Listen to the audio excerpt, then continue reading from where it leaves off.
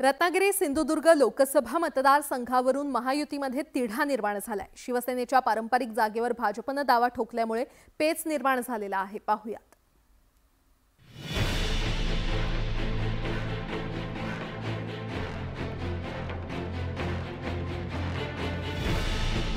उद्योग मंत्री उदय सामंत यांनी शनिवारी अचानक नागपूर गाठलं।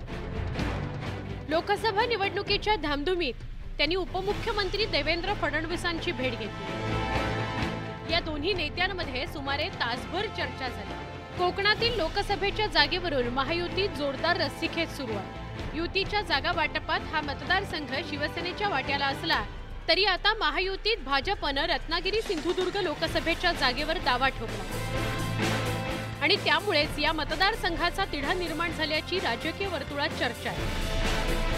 रत्नागिरी सिंधुदुर्ग लोकसभेच्या जागेचा पेच सोडवण्याकरता उदय सामंतांनी फडणवीसांची भेट घेतल्याचं बोललं जात आहे। मात्र सामंतांनी त्याचं खंडन केलं। कुठेही रत्नागिरी सिंधुदुर्गच्या जागेवर इथे चर्चा झालेली नाही आणि आम्ही दोघं म्हणजे मी त्यांना भेटून सिंधुदुर्ग आणि रत्नागिरीचा प्रश्न सुटेल असं मला वाटत नाही। त्याच्यामुळे कुठेही रत्नागिरी सिंधुदुर्गवर चर्चा झाली नाही। जी चर्चा झाली ओव्हरऑल कालचा जो मुख्यमंत्री महोदयांचा दौरा झाला त्याच्या संदर्भात चर्चा झाली। रत्नागिरी सिंधुदुर्ग लोकसभा मतदारसंघातून उदय सामंत यांचे बंधू किरण सामंत हे निवडणूक लढवण्याकरता इच्छुक आहेत। त्याची तयारी त्यांनी सुरू केल्याची या मतदारसंघात चर्चा आहे। मंत्री उदय सामंत हे भावाला लोकसभेचं तिकीट मिळवून देण्याकरता प्रयत्नशील असल्याचं बोललं जात आहे। एकीकडे किरण सामंतांनी लोकसभेकरता मोर्चे बांधणी सुरू केली आहे, तर दुसरीकडे भाजपने केंद्रीय मंत्री नारायण राणेंच्या नावासाठी आग्रह धरल्याची चर्चा आहे। अशातच भाजप नेते आशिष शेलारांनी रत्नागिरी सिंधुदुर्ग लोकसभा मतदारसंघात प्रचार सुरू केलाय। शेलार हे राणेंसाठी प्रचाराच्या मैदानात उतरल्याची जिल्ह्यात चर्चा आहे। रणनीतीचा भाग आहे। योग्य वेळेला योग्य ठिकाणी महायुतीचा उमेदवार सर्व चर्चांती घोषित होईल आणि जिंकेल।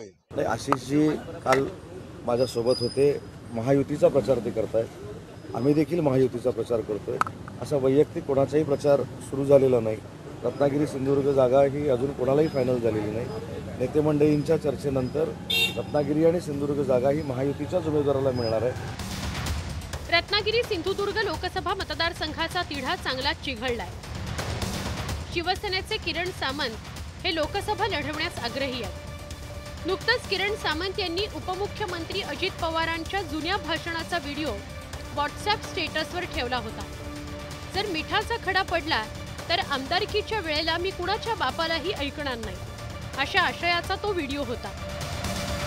त्यावरून रत्नागिरी सिंधुदुर्ग मतदारसंघात चांगली चर्चा रंगली होती। खरं तर उद्धव ठाकरेंनी या मतदारसंघात आपला उमेदवार जाहीर केलाय, पण अजूनही महायुतीचं काही ठरताना दिसत नाही।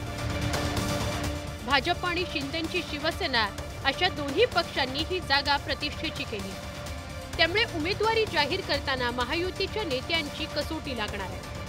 Bureau report, news 18 Lokmat.